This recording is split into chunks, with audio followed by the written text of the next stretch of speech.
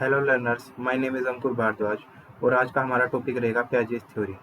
देखिए learners, Piaget's theory एक अपने आप में ही काफ़ी इंपॉर्टेंट टॉपिक है और ये काफ़ी इम्पोर्टेंट टॉपिक है और ये लगभग सभी एग्जाम्स में कवर करता है। Whether you are preparing for DSSP, whether you are preparing for UGC NET examination और whether you are preparing for CTET, ये सभी एग्जाम्स में काफ़ी क्रूशियल रोल प्ले करता है। तो विदाउट वेस्टिंग टाइम अभी इस टॉपिक को स्टार्ट करते हैं। Right now I am sharing my slides.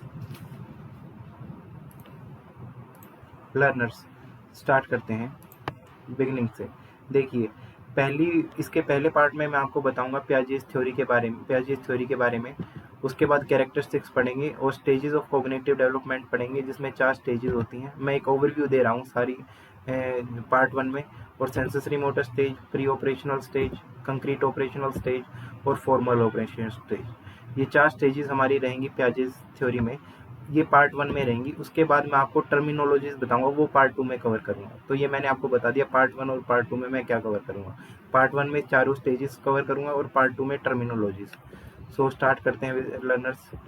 तो पहले आता है हमारा प्याजेस थ्योरी, जेनेटिक एपिस्टोमोलॉजी। देखिए लर्नर्स, एपिस्टोमोलॉजी और प्याजेस थ्योरी का पूरा मतलब, प्याजेस थ्योरी जेनेटिक एपिस्टोमोलॉजी का मैं मतलब आपको समझा देता हूँ।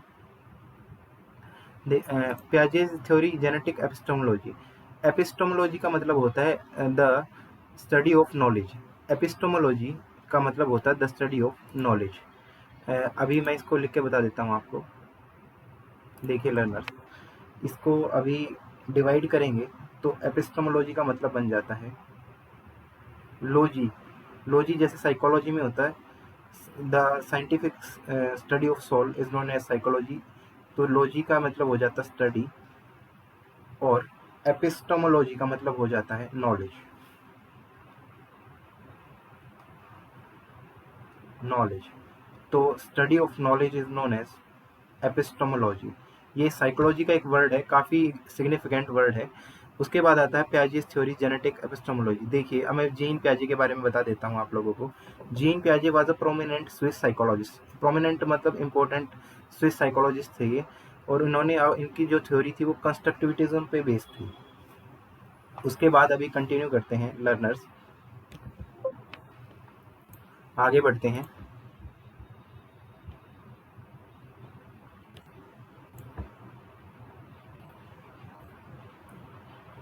उसके बाद आता है हमारा कैरेक्टरिस्टिक्स ऑफ जीन प्याजे।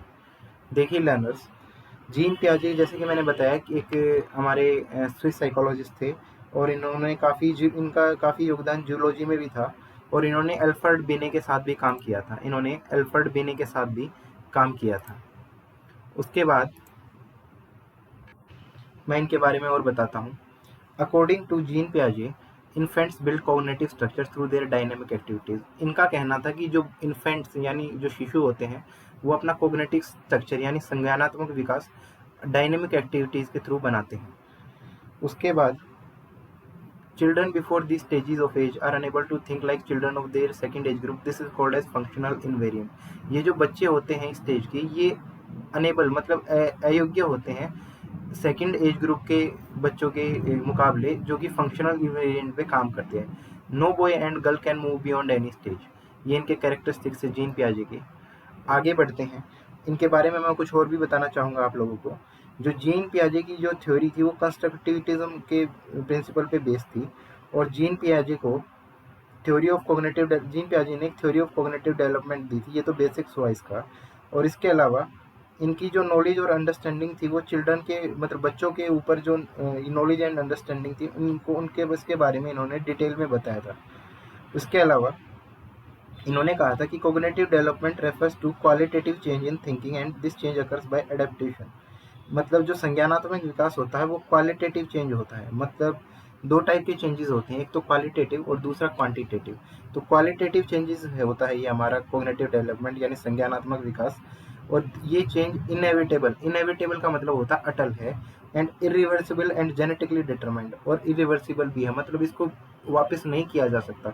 दो वर्ड्स होते हैं, एक तो होता है रिवर्सिबल और एक होता है इरिवर्सिबल। मैं लिख के बता देता हूँ आप लोगों को, जिससे आपको समझने में भी आसानी होगी। इरिवर्सिबल, इरिवर्सिबल का मतलब होता है कि उसको वापस नहीं लिया जा सकता।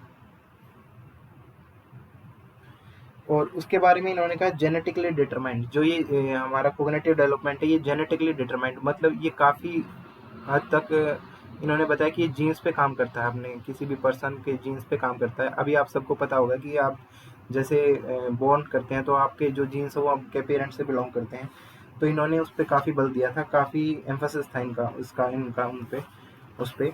उसके बाद पियाजे ने बताया कि अकॉर्डिंग टू पियाजे human infants build cognitive structure, जो बच्चे होते हैं ह्यूमंस के वो कोग्निटिव स्ट्रक्चर बिल्ड करते हैं और through their intellectual and dynamic activities, मतलब अपने इंटेलेक्चुअल के बेस पे, इंटेलेक्चुअल मतलब उनके अपने इंटेलिजेंस के बेस पे और डायनामिक एक्टिविटीज के बेस पे। उसके बाद इन्होंने बताया कि फंक्शनल इनवेरिएंट के बारे में, वो जो कि मैंने इसके बारे में आपको काफ़ी इलेबोरेशन में बता ही दिया स्टार्टिंग में। उसके बाद इन्होंने 4 स्टेजेज दी थी कोग्निटिव डेवलपमेंट की, जिसकी पहली स्टेज है सेंसरी मोटर स्टेज, दूसरी स्टेज है pre operational stage, concrete operational stage और फॉर्मल ऑपरेशनल स्टेज। देखिए लर्नर्स, आप लोगों को मैं बता दूं कि ये जो इनका जो टाइम ड्यूरेशन है काफ़ी क्रूशियल है और सभी एग्जाम्स में इसका वेटेज रहता है। सेंसरी मोटर का 0 से 2 ईयर्स, ये काफ़ी एग्जाम्स में पूछा जाता है। प्री ऑपरेशनल का 2 से 7 ईयर्स, कंक्रीट ऑपरेशन का 7 से 11 ईयर्स और फॉर्मल ऑपरेशन का 11 से अबव ईयर्स, 11 प्लस ईयर्स। ये सभी एग्जाम्स में कई बार इसका क्वेश्चन में से क्वेश्चन बनता है। और आगे बढ़ते हैं, ये टाइम, ये जो ड्यूरेशन है इसका आप एक बार ध्यान से देख लेना, इसमें वीडियो के बाद आपको ये स्लाइड भी शेयर कर दूंगा। फिर आता है सेंसरी मोटर स्टेज, जो 0 से 2 ईयर्स के बीच में स्टार्ट होता है। इसके कैरेक्टरिस्टिक्स के बारे में मैं आपको बताता हूँ। सेंसरी मोटर स्टेज जो होता है इसमें बताता हूँ, पहला पॉइंट है children develop and understanding of world through their gross motor skill. देखिए 2 टाइप के स्किल होते हैं, एक तो फाइन मोटर स्किल होते हैं और एक होते हैं ग्रोस मोटर स्किल। इनमें डिफरेंस तो आप लोगों को पता ही होगा। मतलब जो चिल्ड्रन वो डेवलप करते हैं अपना जो संसार के प्रति अपनी समझ, किसके थ्रू? सीइंग, देख के, टचिंग, छू के, और किकिंग, मतलब किकिंग भी एक पार्ट ऑफ सेंसेशन है उनके लिए। चिल्ड्रन परफॉर्म्स रिवर्सिबल एक्शन, वो ऐसे एक्शंस परफॉर्म करते हैं जो रिवर्सिबल मैंने बता दिया कि जो जिनका वो आगे से पीछे जाया जा सके, फ्रॉम एंड टू बिगिनिंग में जिन पे जाया जा सके, that are called reversible and antonym to it is known as irreversible. Third point आता है हमारा cognizance of the object permanence. Cognizance का मतलब होता है, it is also a very important word. Cognizance का मतलब होता है awareness, awareness, cognizance of object permanence. फिर आता है knowledge of this object permanence begins at the end of this stage and fully attained by the next stage. इसका मतलब है इस पॉइंट का कि उनको ऑब्जेक्ट परमानेंस, देखिए जैसा कोई बच्चे छोटा बच्चा बॉल फेंकता है, फिर उसको कई बार सेल्फ डाउट हो जाता है कि सामने बॉल गिरी भी है या नहीं। इसको कहते हैं कि ऑब्जेक्ट परमानेंस, मतलब ऑब्जेक्ट की परमानेंसी को वो आइडेंटिफाई नहीं कर पाता या कर पाती है। उसके बाद आगे चलते हैं।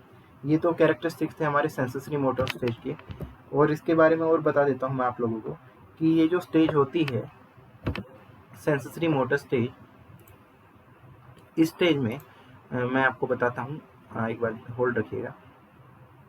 यस, सेंसरी मोटर स्टेज, इसके इलेबोरेशन में मैं और भी बता देता हूँ आपको कि इसमें जो बच्चे होते हैं उनको न्यूरोप्लास्टिसिटी भी एक अपने आप में एक इम्पोर्टेंट वर्ड है, मैं लिख देता हूँ यहाँ पे, न्यूरोप्लास्टिसिटी। मतलब पियाजे ने बोला है कि इस स्टेज में बच्चे न्यूरोप्लास्टिसिटी का यूज करते हैं। न्यूरोप्लास्टिसिटी का मतलब होता है कि वो अपनी नॉलेज को, जो उनकी नॉलेज होती है चीज़ों के बारे में, उसका यूज करते हैं। इस प्रोसेस को कहते हैं न्यूरोप्लास्टिसिटी। जिसमें से आगे आता है नेक्स्ट पॉइंट हमारा ऑब्जेक्ट परमानेंस, वो मैंने आपको बता ही दिया। तो ये सारे इंपॉर्टेंट पॉइंट्स थे सेंसरी मोटर स्टेज के। आगे बढ़ते हैं प्री ऑपरेशनल स्टेज में। ये टाइम मैं दोबारा बता देता हूँ, ये जो टाइम पीरियड है ये काफ़ी इंपॉर्टेंट है, मैं इसको सर्कल कर रहा हूँ ताकि आप लोगों को इस बात को याद रखें। 2 to 7 ईयर्स काफ़ी क्रूशियल है। उसके बाद प्री ऑपरेशनल स्टेज के 2 स्टेजेस आते हैं, प्रोटो कॉन्सेप्चुअल पीरियड और फिर आता है introspective period. Proto conceptual period एक ड्यूरेशन होता है 2 to 4 ईयर्स, और इस पीरियड के कैरेक्टरिस्टिक्स मैं आपको बता देता हूँ। इस पीरियड में mental as completely, this duration is about 2 to 4 years, ये बता दिया मैंने। This period creates is mental image completely even when the object is not present. मतलब इस पीरियड में जो मेंटल इमेज, जो मानसिक जो इमेज इस पूरी फॉर्म हो जाती है कि जब ऑब्जेक्ट, जैसे बॉल का मैंने एग्जांपल बताया था pre operation sensory motor stage में, कि आगे अगर बॉल होगी तो वो उसको आइडेंटिफाई नहीं कर पाएगा, बट इस स्टेज में पूरा कंप्लीट इमेज वो फॉर्म कर लेता है बच्चा। Two limitation of this stage are egocentrism and animism. ये काफ़ी इंपॉर्टेंट है, इगोसेंट्रिज्म और एनिमिज्म। इसको मैं अभी एक्सप्लेन करता हूँ, इसको मैं डॉट कर रहा हूँ। इगोसेंट्रिज्म और एनिमिज्म को हाईलाइट कर दिया मैंने। इगोसेंट्रिज्म का मतलब होता है कि इनएबिलिटी, मतलब ऐसी अयोग्यता होती है बच्चे की कि वो डिफ्रेंशिएट, मतलब अलग अलग नहीं कर पाता किसी एक व्यू पॉइंट को दूसरों की तुलना में। इसको कहते हैं इगोसेंट्रिज्म। और एनिमिज्म ऐसा होता है कि बच्चा निर्जीव वस्तुओं में भी सजीव वस्तुओं को समझता है, जैसे किसी नॉन लिविंग थिंग में भी लिविंग थिंग को कंसीडर करता है। इस कैरेक्टरिस्टिक ट्रेट्स को कहते हैं एनिमिज्म। फिर आता है हमारा इंट्रोस्पेक्टिव पीरियड। इंट्रोस्पेक्टिव पीरियड का जो टाइम पीरियड होता है वो 4 to 7 ईयर्स होता है। ये भी काफ़ी इंपॉर्टेंट है। और फिर child gets initial reasoning. Initial मतलब फर्स्ट रीजनिंग जो होती है उसको इनिशियल रीजनिंग कहते हैं। इसको इंट्रोस्पेक्टिव पीरियड कहते हैं। और इसमें बच्चा जो सोचता है वो इगोसेंट्रिक होकर सोचता है, एब्स्ट्रैक्ट कॉन्सेप्ट को सेट इन कर लेता है। तो ये तो बात रही प्री ऑपरेशनल स्टेज की। इसके अलावा मैं थोड़ा और बताना चाहूँगा प्री ऑपरेशनल स्टेज में कि बच्चा रैशनल थिंक थॉट्स भी डेवलप करता है इंट्रोस्पेक्टिव पीरियड में। अब इसके अलावा मैं बताऊंगा आपको कि बच्चा रैशनल थॉट्स इंट्रोस्पेक्टिव पीरियड में ही डेवलप करता है। इंट्रोस्पेक्टिव पीरियड में ही डेवलप करता है। उसके बाद थिंकिंग ईगोसेंट्रिक होती है, मैंने बताई दिया, ये कैरेक्टरिस्टिक फीचर है इंट्रोस्पेक्टिव पीरियड का। उसके बाद आगे बढ़ते हैं कंक्रीट ऑपरेशनल स्टेज में। कंक्रीट ऑपरेशनल स्टेज ये टाइम पीरियड होता है 7 to 11 ईयर्स। काफ़ी इंपॉर्टेंट है, ये भी इसमें एग्जाम में बनता है इसमें से। उसके बाद नो सीक्वेंशियल और सीरियलाइजेशन इन थिंकिंग, मतलब जो सीक्वेंस नहीं होता, क्रोनोलॉजिकल ऑर्डर सीक्वेंस नहीं होता थिंकिंग में, मतलब सोच विचार में। Some children have tendency to generalise, और कुछ बच्चों में क्षमता होती है कि वो जनरलाइज कर सकते हैं। Conservation of liquid length wait etcetera, ये सारे कैरेक्टरिस्टिक फीचर हैं कंक्रीट ऑपरेशन स्टेज के। Relationship among numbers, reversibility inverse relation of numbers, मतलब इस स्टेज में बच्चा डेवलप कर लिया जाता है रिलेशनशिप अमंग नंबर्स, मतलब जो संख्याओं के बीच में जो उनका आपस में संबंध होता है उसको डेवलप कर लेता है। क्लासिफिकेशन, मतलब ऑब्जेक्ट्स को क्लासिफाई कर पाता है कि किसको, classification of good stars on the basis of manufacturer, these are applied according to the size and class colour, मतलब क्लासिफिकेशन कर पाता है चीज़ों को, वो बांट पाता है किस बेसिस पे, उनके बेसिस ऑफ साइज और कलर के बेसिस पे। ये एक कैरेक्टरिस्टिक फीचर है कंक्रीट ऑपरेशनल स्टेज का। फिर आता है हमारा फॉर्मल ऑपरेशनल स्टेज। इसके अलावा कंक्रीट ऑपरेशन स्टेज में कुछ और पॉइंट्स आते हैं जो आपको ध्यान रखने हैं। एक तो कंजर्वेशन का आपको स्पेसिफाई ध्यान रखना है, ये कैरेक्टरिस्टिक फीचर है। उसके बाद क्लासिफिकेशन भी एक कैरेक्टरिस्टिक फीचर, और एक रिलेशनशिप, ये तीनों काफ़ी क्रूशियल हैं और इसको आपको माइंड में याद रखना है। राइट, आगे बढ़ते हैं अभी फॉर्मल ऑपरेशनल स्टेज में, जो कि 11 साल से ऊपर की स्टेज होती है। ये हमारी आज की वीडियो की आखिरी स्टेज रहेगी। उससे आगे मैं जो बताऊंगा, मैंने टर्मिनोलॉजी, एसिमुलेशन, एकोमोडेशन, और नेक्स्ट पार्ट में बनाऊंगा मैं आपको। फॉर्मल ऑपरेशनल स्टेज आज का हमारा इस वीडियो का लास्ट टॉपिक रहेगा। ये चौथी स्टेज होती है और स्टार्ट होती है 11+ ईयर्स ऑफ एज, मतलब 11 से ऊपर साल, 11 और 11 से ऊपर साल की उम्र में इस स्टेज को देखा जाता है, फॉर्मल ऑपरेशनल स्टेज को। इसमें क्या होता है, child thinking becomes more abstract, ये काफ़ी इंपॉर्टेंट है। एब्स्ट्रैक्ट थिंकिंग कहते हैं जिसको, वो इस स्टेज में डेवलप हो जाती है। एब्स्ट्रैक्ट थिंकिंग इस स्टेज में स्टार्ट हो जाती है। Abstract quality can be seen in the ability to solve problem of verbal statement. और वर्बल स्टेटमेंट मतलब जो हमारी वर्बली स्टेटमेंट, मतलब बोलने वाली स्टेटमेंट्स होती हैं, उनको कहते हैं वर्बल स्टेटमेंट्स में भी एब्स्ट्रैक्ट क्वालिटी डेवलप हो जाती है। Children in this stage have logical thinking like scientist, इस स्टेज में बच्चों की लॉजिकल थिंकिंग हो जाती है जैसे साइंटिस्ट की होती है, इस प्रकार की लॉजिकल थिंकिंग हो जाती है। मतलब वो अपने माइंड में सिंथेसिस, एनालिसिस और इंटरप्रिटेशन करना स्टार्ट कर देते हैं। They use deductive reason logic in problem solving, और डिडक्टिव रीजनिंग भी वो स्टार्ट कर देते हैं प्रॉब्लम सॉल्विंग, यानी मतलब किसी समस्या का समाधान करने में डिडक्टिव रीजनिंग को अप्लाई करना स्टार्ट कर देते हैं।